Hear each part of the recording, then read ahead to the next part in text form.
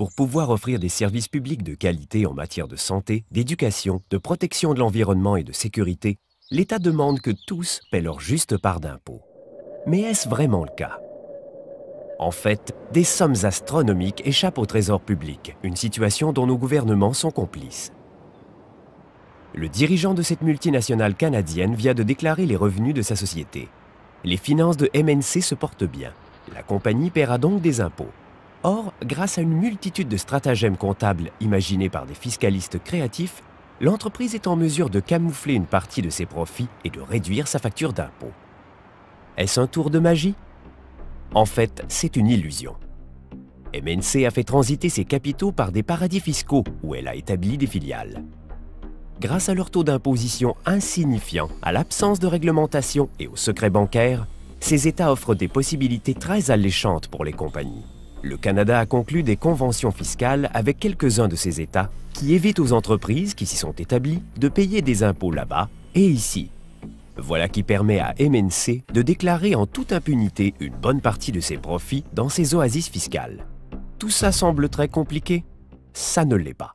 Parmi les multiples stratagèmes qu'utilisent les entreprises et les individus, en voici un classique. Dans son usine, MNC produit des téléphones. Pour ce faire, elle bénéficie de nos infrastructures, de notre système légal et bien sûr de notre main-d'œuvre bien formée et en santé. MNC a reçu une commande de 1000 téléphones d'un client européen.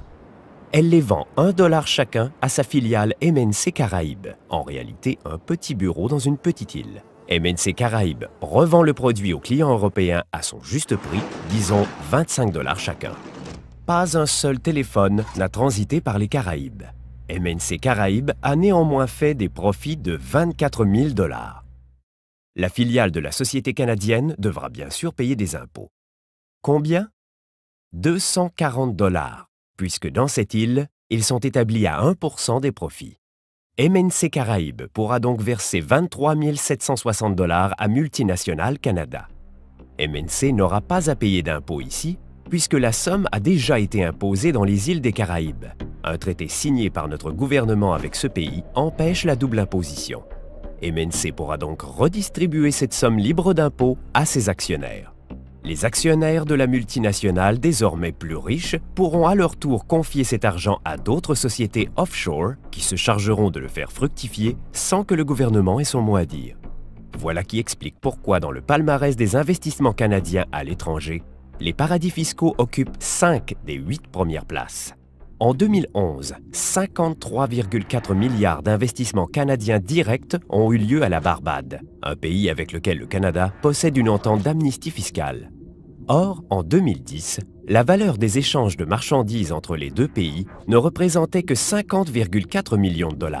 Les capitaux qui circulent à la Barbade ne génèrent donc aucune activité commerciale. Ils sont seulement le résultat de stratégies d'optimisation fiscale. On estime aujourd'hui qu'environ la moitié des capitaux qui circulent sur la planète transitent par les paradis fiscaux.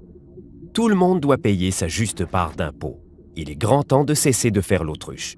S'attaquer aux paradis fiscaux, c'est une question de justice sociale, tout simplement.